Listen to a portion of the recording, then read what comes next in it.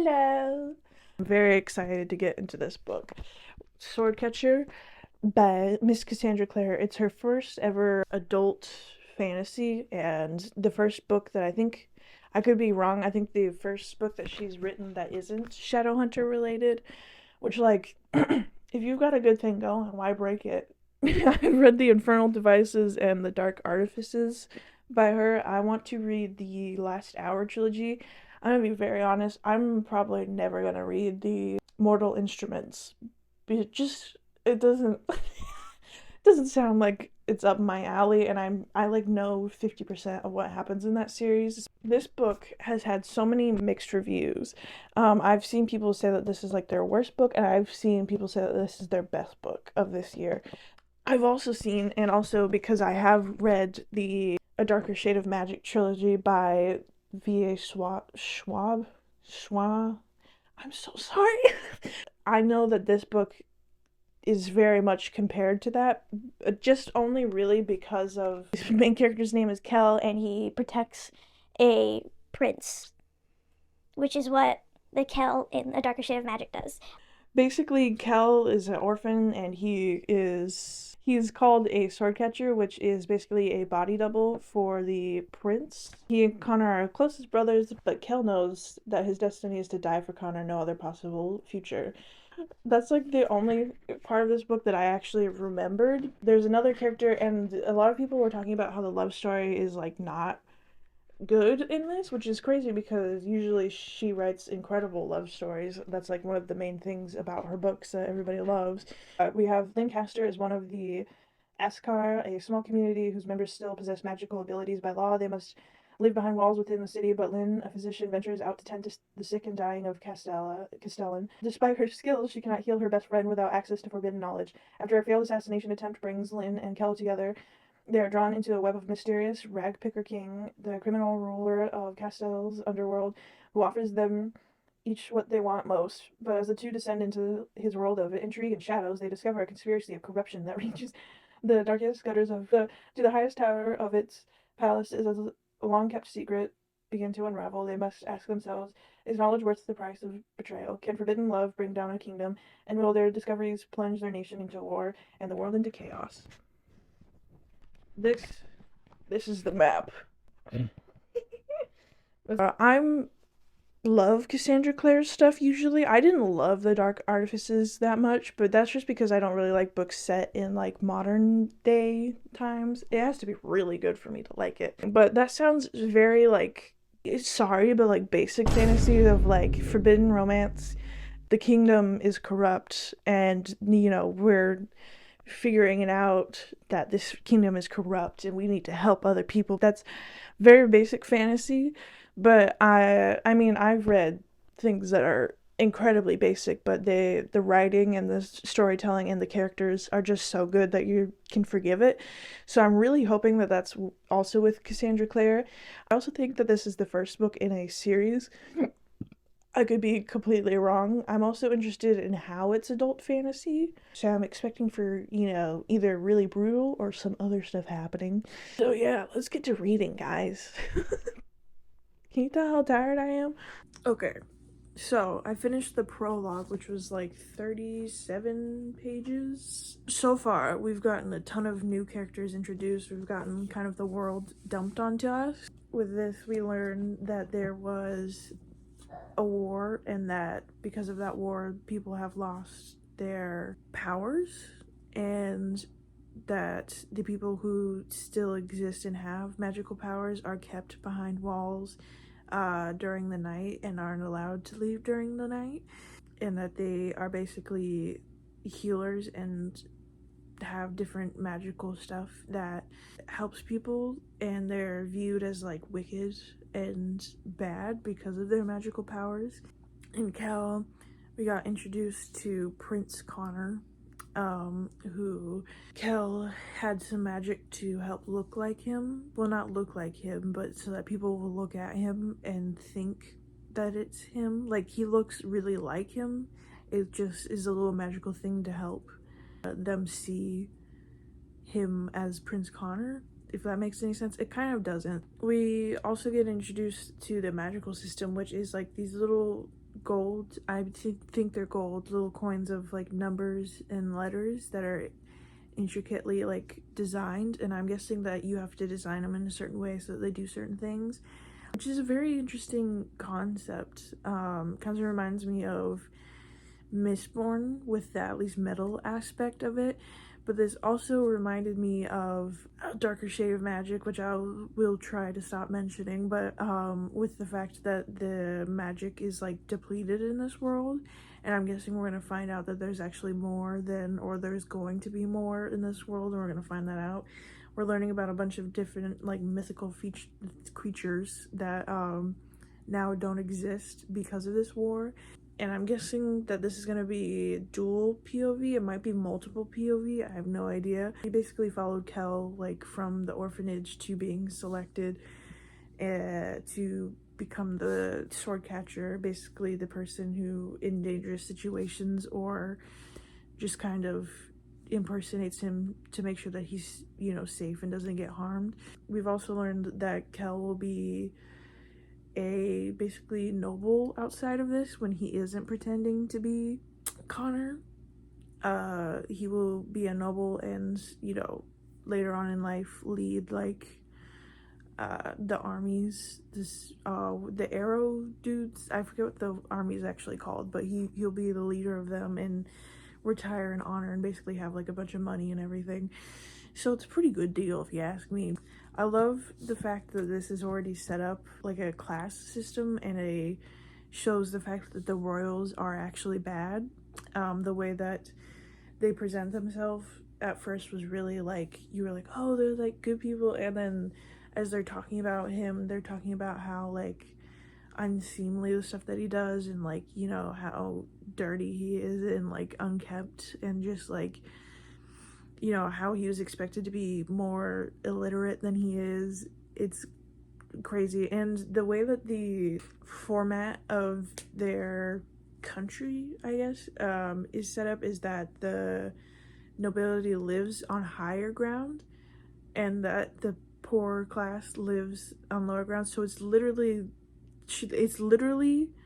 the fact that the nobles look down on the poor. That's literally what's happening. Oh, Rag Picker King. I thought it was like the Rat King. That's a different thing and a horrible thing.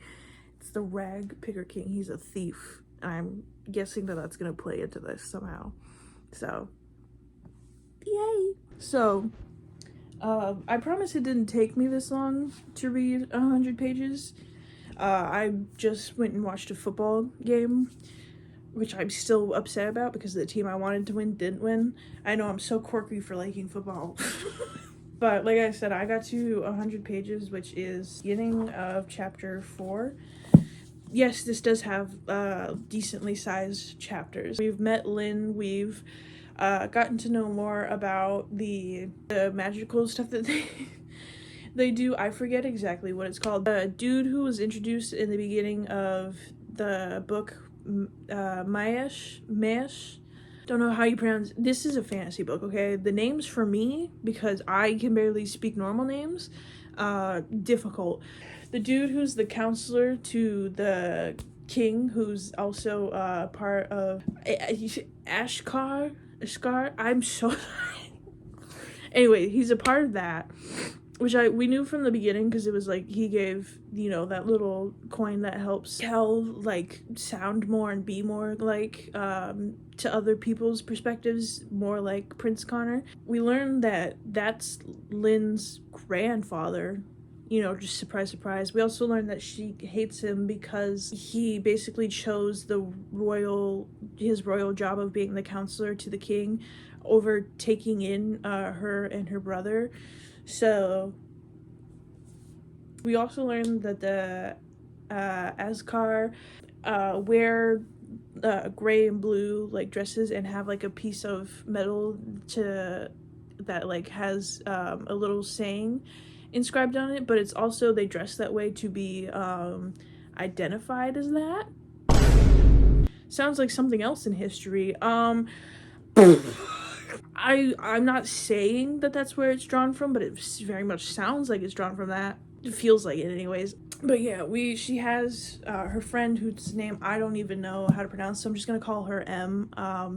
Whose like father passed away from an illness, and now it's believed that she has the same illness, and that because she's very pale, she can barely walk without losing walk the street without losing her breath. She gets fevers every now and then, and she was doing well, and then all of a sudden she's bad. That's why Lynn, who now even though it's mostly men that are in the field of medicine, well, it is all men, she's the first woman to do that. And I believe the reason that she wanted to study that is to help M. But the story of them meeting is just so cute, in the way that they kind of helped each other through what they do. Because so far, all of the main characters are orphans, so yikes. Also, it is an adult book. We were in a brothel with Kel, so it is adult in that way. I don't know if there's going to be gruesome details in this or not. I'm sorry that I'm leaning closer to you. It's terrifying. Basically, Kel gets kidnapped in the last chapter.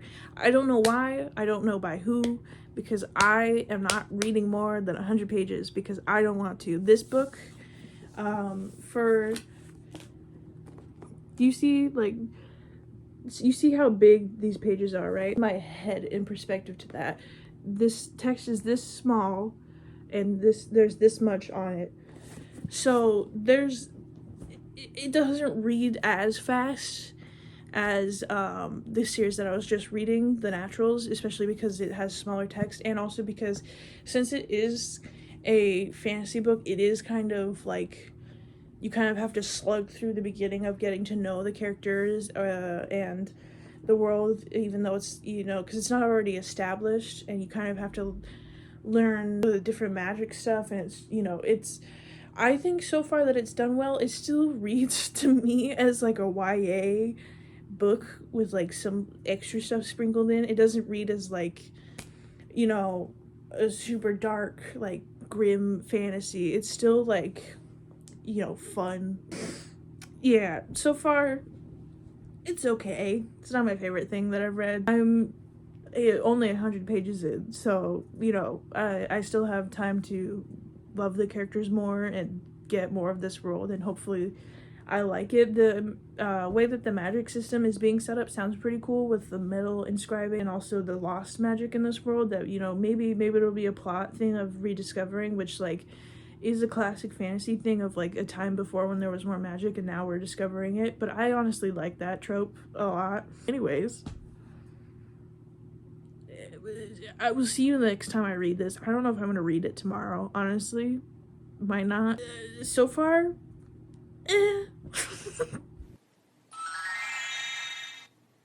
So since the last time that I filmed, I have not picked this book up. So it's literally been at 100 pages.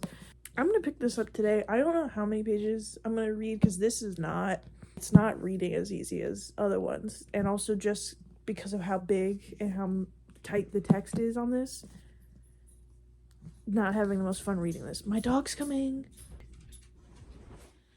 You wanna be in a video?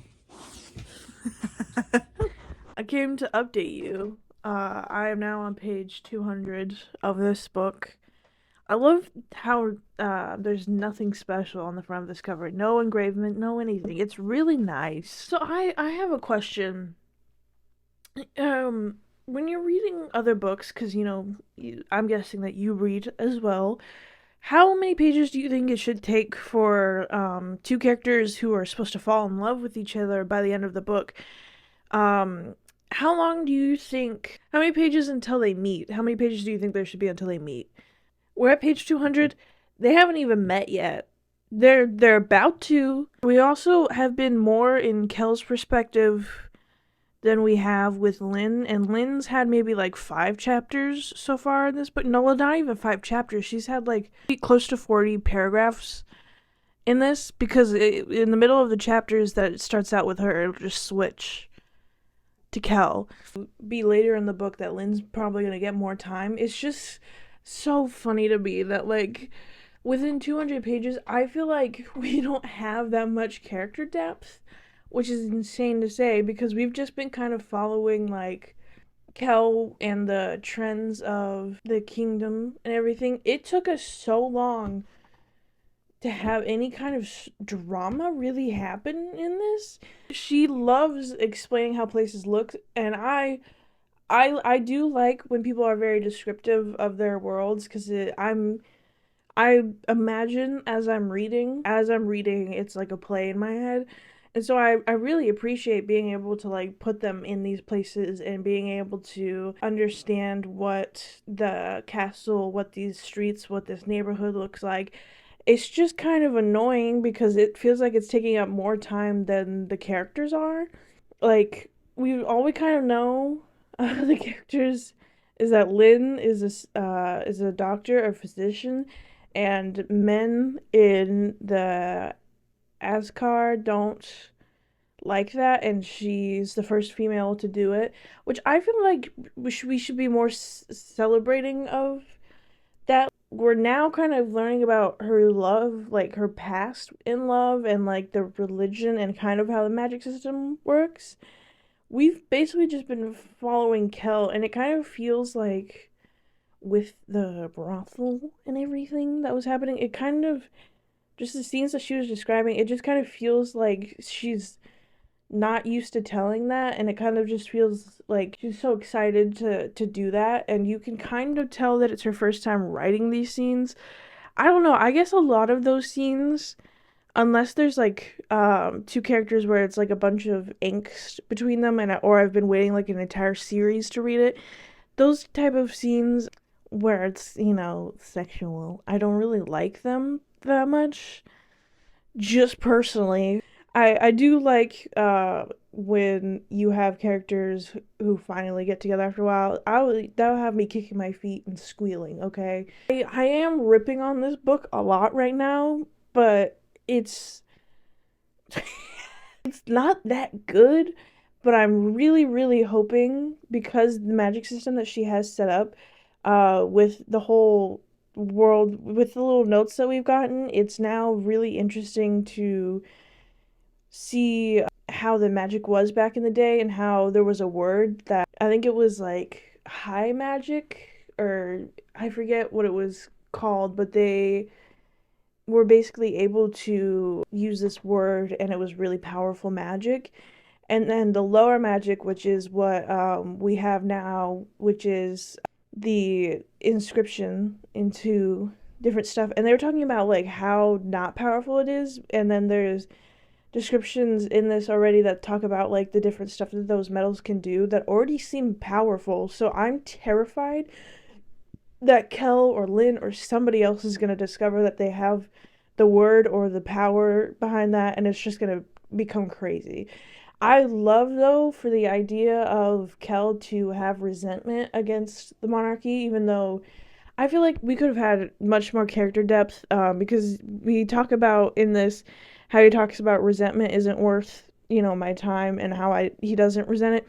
And I understand that he loves Connor so much, but the rest of the monarchy sucks. Okay, I love the depiction of the monarchy in this because it is so like true to what it would actually be.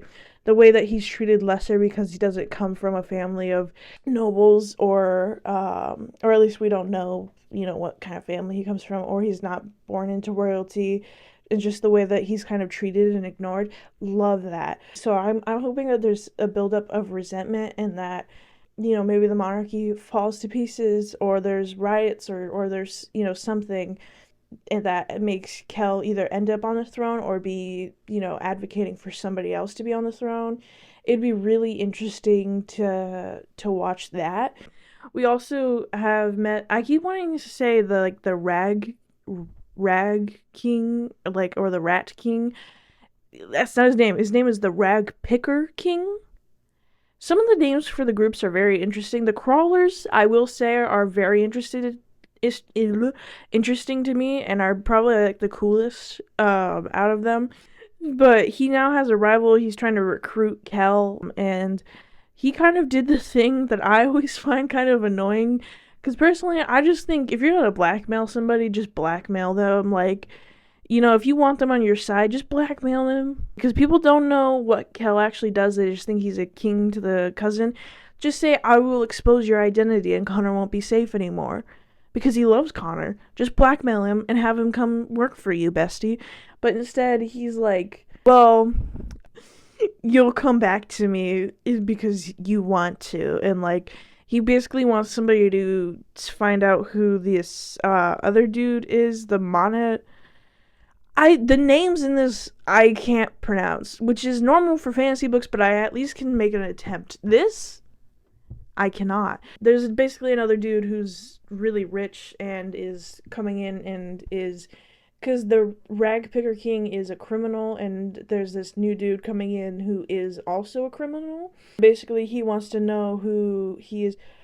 I can picture his name. What is his name?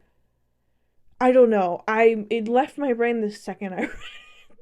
That's an interesting subplot, is like criminals fighting in the background while, we're getting two perspectives of what's actually happening in the kingdom versus, nobility just kind of throwing money around at everything and every issue. There's some tension that's being set up between, I'm going to say Castellane and Stachy, which they're neighboring countries, and they get a lot of their crops and stuff from that. Basically, they want Connor to marry off to, like, somebody that'll help their kingdom. He doesn't want to. You also have, the king is mad now, and it's a madness, like, a thing that's passed down, and so basically Connor's, like, taking over now. That has a whole thing that I'm really interested in reading, of him screwing up and not knowing what to do, and Kel being by his side while Kel's resentment is building up. I could be completely wrong, could be something else, but anyways, Lynn is now going to meet Kel, not in the way that I thought was going to happen when he got kidnapped the first time, which was why the rag picker king, I was like, oh, him and Lynn are going to meet. They did not. He's now, you remember Lynn's grandfather, Maesh, they found Kel on the street because he got attacked because they thought that he was the prince because he was wearing the same coat, and we basically find out what Connor's secret was. And now, basically because he's dying, she gets brought in by him because they don't trust the doctor that's in the court. They think that if he gets treated by him, they'll die. And because Lynn, tested the best, even though she's, nobody asks for her in her community because they prefer to have male doctors, even though she's the highest scoring. She's now being actually cared about because she was the highest scoring, and now people are like, oh. I just slammed my desk. So we have some fun resentment, and then now we're going to meet and see Kel. She hated the way that Connor looks, and I'm guessing she's going to have resentment against Kel. So I'm very interested in the love story that's supposed to happen, or at least the love story I was told about. I don't know if it's between them or not. It feels like it probably will be. I'm very interested if this is going to be actually, good enemies to lovers, or if it's just going to be really weird. Where it's like, I hate you. Actually, you're kind of hot. Let's get together.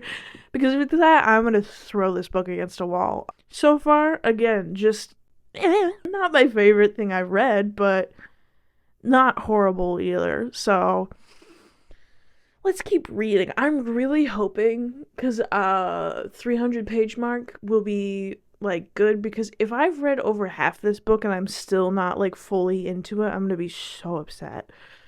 Anyways, I've been yapping for way too long, so see ya. We're on page 212, and Kel just learned her name. Wow. Why are her and Prince Connor kind of fighting and flirting right now? What's that about?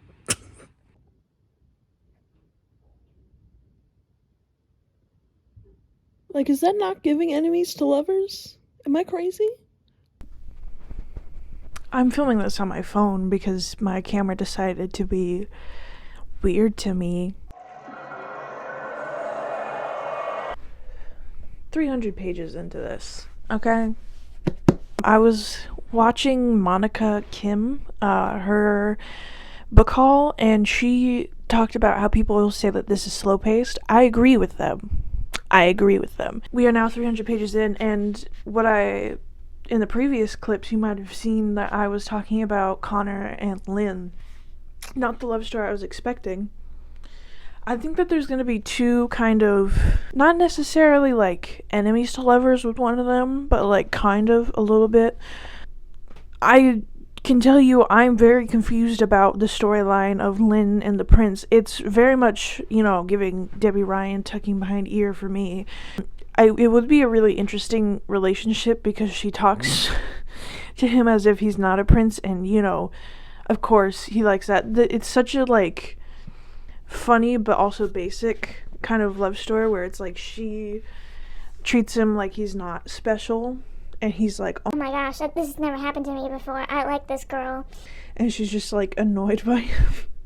Kind of love that story, and I eat it up every time I read it, but it's definitely a very overused type of storyline, is that a guy being like, I've never been treated like this, I want to stay with you for the rest of my life. But you remember the rag picker king? Both Lynn now has been taken into his service as the rag picker king. Knows the stone that she has. She has a stone that she got from this one patient dude that she was helping, and it's called the source stone. You remember the words, how you could activate or have magic with it? That's what they used, the source stone. And she had it, and she had no idea what it was, except that this rock emanated light and burned her when she was treating Cal. Turns out, instead of being the amazing physician that she thought, that source stone helped her heal Cal, I guess, because he's healing faster than anybody else normally would. Like, she still did an incredible job helping him, but she didn't do it all by herself, basically, is what we're being told. I find it so funny that the way that they're entangled, instead of it being like the king or the prince, has an illness and she needs to be treating that person, and it's a whole secret thing.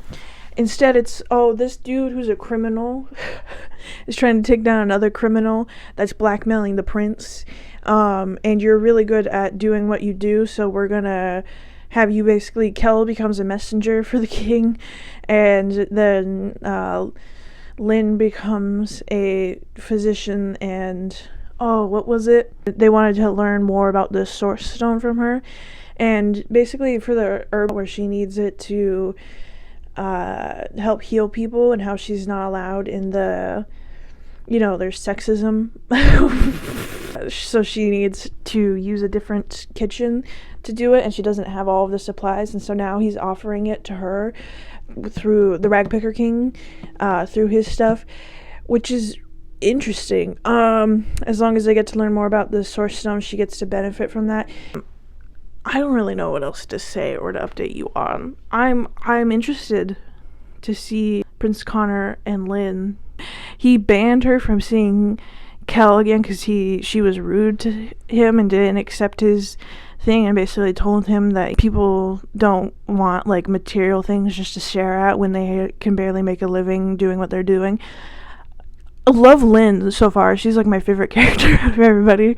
And then they meet again because she got snuck into the palace to check on Kel, which I thought the love story was going to be between them, but I guess not. They have an argument, and then they have an argument again on the way to the carriage, and later Kel's talking to Connor, and Connor like brings her up, so he's been thinking about her, which, like, I will say one thing about Cassandra Clare, she knows how to write longing in love stories. She knows how to do that. I will be shocked, though, if they are in a relationship by the end of this book, because with Cassandra Clare, she loves drawing that out. If you've read any other book, it's maybe like little hints here and there, maybe they kiss, but they don't get in a relationship until like the 3rd book or the 5th book, okay? So we'll see how that goes. I drank an energy drink and I am shaking now. Okay, so Lynn and Kel just kissed. I'm eating goldfish, sorry. And I was annoyed because I was like, oh no, they're gonna make them love interests, and that's gonna be really annoying. Listen to this line real quick for me. Would kissing the prince be anything like kissing Kel? She's thinking about him. Even after it was like 2 paragraphs describing how kissing Kel, now she's thinking about the prince.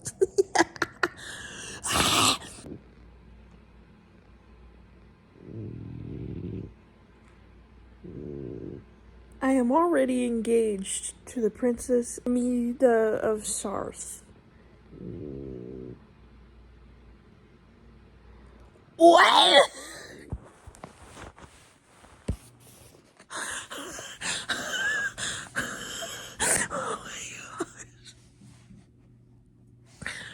Oh.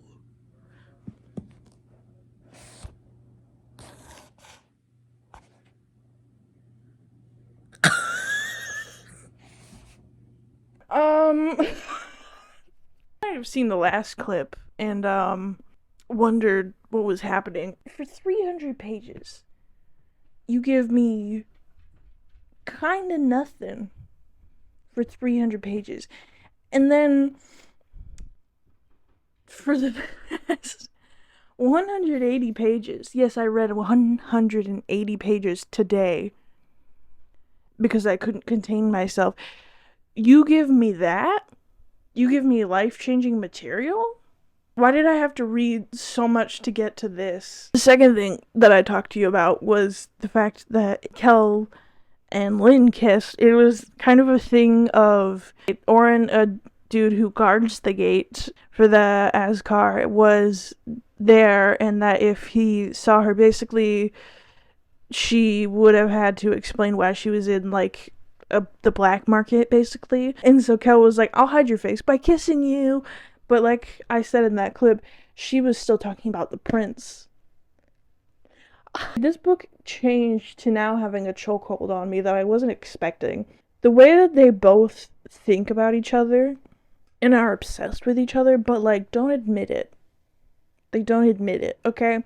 The part of this that had me kicking and squealing, Connor basically secretly to get money is got a marriage proposal worth of 10,000 crowns from the neighboring country to marry one of their princesses, and his father, King Marcus, was thought that tried to set him up with the Magales, basically the dude that was with King Marcus and told him that he saw stuff in the stars and, you know, could speak to them, was manipulating him so that they could have a marriage between them.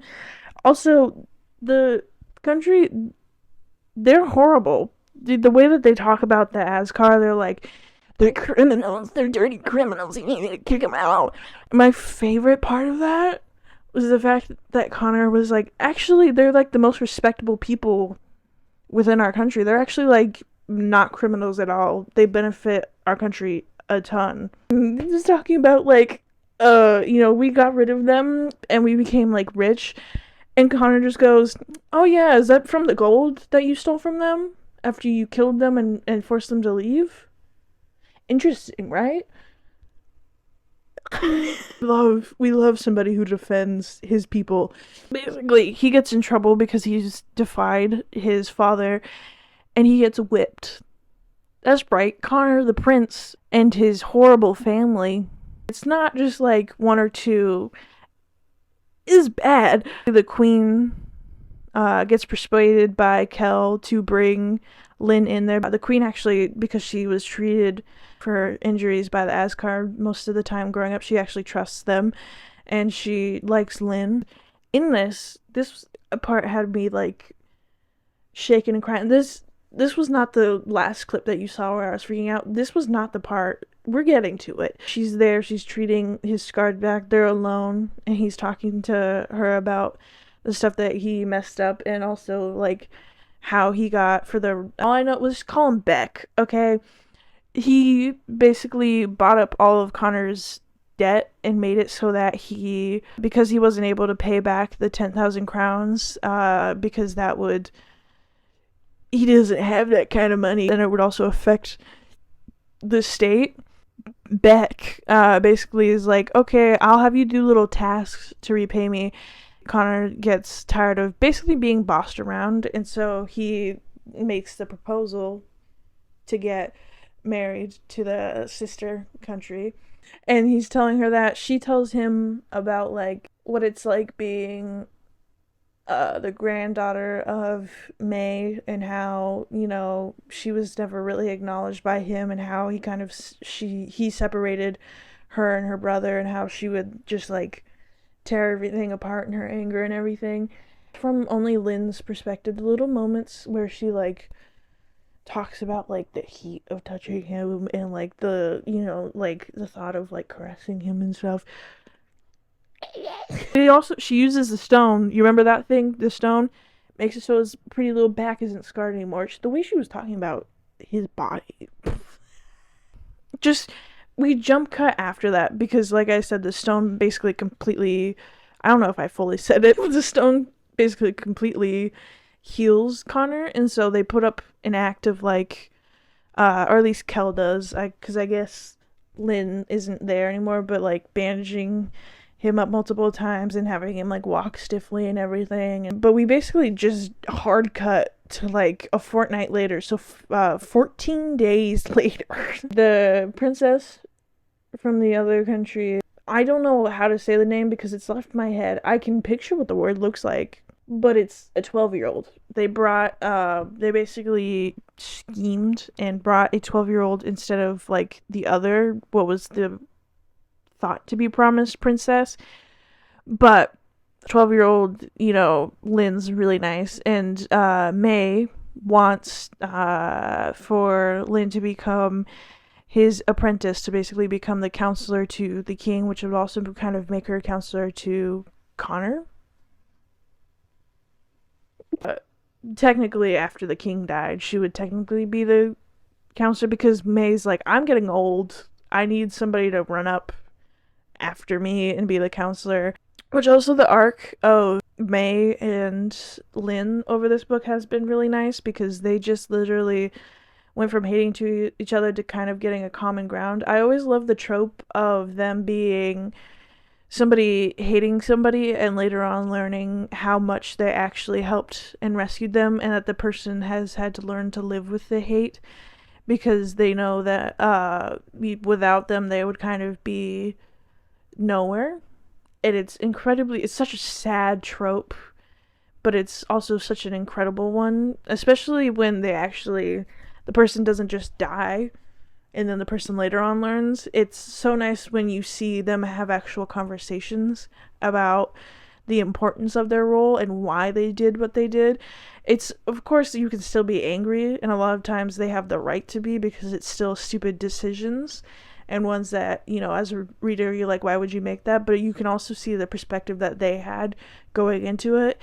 Love it so much. So basically, there's this party to celebrate the princess coming. It was arranged before they knew that it was a 12-year-old, 11 to 12-year-old, and now basically Lou and Bad, Connor, Kel, all the other nobility that I hate, his like nobility friends are horrible. But they have this 12-year-old girl. Connor talks about how she needs to learn court life, and, you know, that he's gone through the harshness of it and everything. This dude, I'm gonna call him Chlorine because his name looks like chlorine. He basically is hosting this, or was it Rogaine? That's not his actual name. I'm just gonna call him that. I forget which one it was. I think it's Rogaine. He gifts the 12-year-old like a black fan, tells her like dance. Everybody at the party starts chanting like dance, dance, dance, and this 12-year-old is crying while dancing. And everybody else is kind of just like, not even Connor, Kel, nobody's like, you know, stepping in to help this 12-year-old. Lynn storms over. Did I say that May brought her to this party to meet the nobility so that she could have the possibility of saying yes to help? Saying yes to the counselor thing because she was unsure of it. That's why she's there. I probably already said that.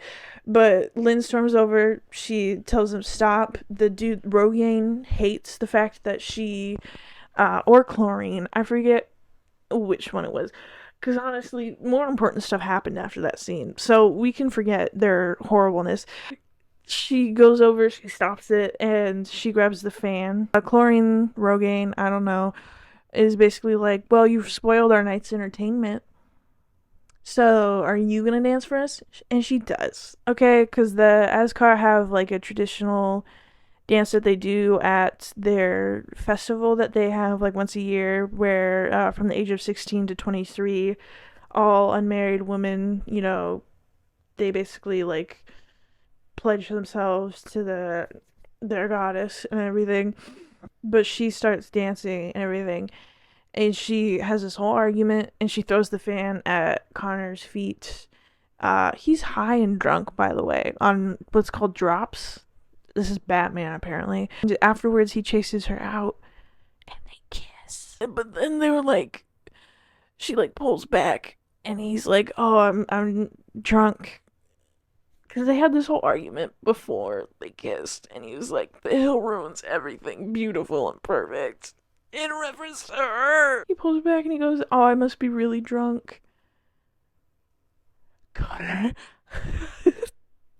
and then and then she's like, "Well, I'd never want to be counselor because people on the hill like you made me realize that I never want to be on the." Sorry, my camera just said I was talking for too long. Um she's just like, "I don't want to be on the hill anymore." The way that she made them hate each other and then love for a second and then hate the fact that they love each other. Oh, it's so good. Cassandra Clare, you know how to write romances, and I hate you for it because it causes me so much pain. There's little notes, not before every chapter, but a lot of them, of that basically tells the story of what happened, why the magic is gone, and it talks about basically the building blocks of the Ascar and the Sorcerer Kings. It's a very interesting thing. I don't know if I'm going to spoil that fully for you because I think that's a really interesting thing. Also, the way that there's like hints of the royal bloodline possibly having powers, like a call to the goddess, and they like basically every year they're like, show yourself that you've been reborn or gone into somebody else's body. Usually nothing happens. Makes me think that something is going to happen to Lynn, or somebody else is gonna have that. Maybe M will have that. That would actually be really nice. I don't know what to say anymore. This book has been a journey. Let's just say that. Hello. I'm filming this on my phone because I didn't want to set up my camera. So I finished Swordcatcher by Cassandra Clare, and I rated it 3.5 stars. And let me tell you, it is not a 4-star for me personally, but it's very close to being that. I guess since it is the first book in a series that I'm guessing that it's supposed to build on top of the other one, just not as fantastic as I would have loved for it to be. It's an introduction to everything, but it's not, showing all the crazy things that are to come. This ended on a cliffhanger so there's this festival, and they basically get asked one by one, after a night of dancing with people, "Are you the goddess?" And Lynn says yes, because she's trying to help her friend M, or Miriam. I think that's how you pronounce it. The castle gets attacked, and you remember Connor's child bride that the Sarth sent to him basically as an insult. She got killed, and they were planning on killing Connor, but Kel stopped that from happening. Basically now they're going to be going into open war with the Sarth, and it's Beck, this really annoying guy, warned Kel that there was going to be blood spilled. Kel didn't actually take the warning. He didn't understand what was happening, which rightfully so, because it was given like just as a warning and not being told what was going to happen or when. There's a lot more of Connor and Lynn interaction towards the end of it. I'm gonna be very honest. I did like the fact that he showed up to her house, gave her a book that she's been searching for and is now outlawed. Got taken away from her. It was basically a book on the Source Stone, so that she can help heal Miriam. And she does. She does do that, or at least a little bit. And he gets taken away from her, and that's why in the end she almost gets thrown out, exiled from there, except May saves her from that. And also there was the way that she proves that she is, which I was kind of shocked when it happened because it wasn't something that it was like talked about. Her doing was the fact that she remembers from being in the Ragpicker King's house that there was this guy who wanted black powder, which is an explosive, and that he was going to blow up all of the ink merchants' ship or ink charters' ship, their ships on the coast. And she remembers this, and basically the goddess is supposed to return in like fire and light. So she remembers and that it's supposed to happen that night, and so she says it, and she puts her arms up, and it doesn't happen, and then it finally goes off, like a little bit delayed from what she probably would have wanted. So that kind of proves that everybody kneels to her. I find her storyline like more interesting, and I wish we got more of her story throughout this. She has so much potential as a character, and I feel like it's not really explored as much as it should be in this book, which is kind of sad, but I'm hoping because there's multiple cliffhangers in this that there will be something to that she'll get more character growth and time in the next book, because it kind of focuses a little bit more on Kel in this book, which is understandable because he's like our perspective from royalty, and you know, we kind of get everything that's happening up on the hill, and you get to learn about the royals and how horrible they actually are. Which, by the way, I will say those are written perfectly. The snarky comments, just like everything that the royals do, they're like horrible, and I absolutely love the fact that they're written like that, and that they're not, she's not trying to make you love the royals.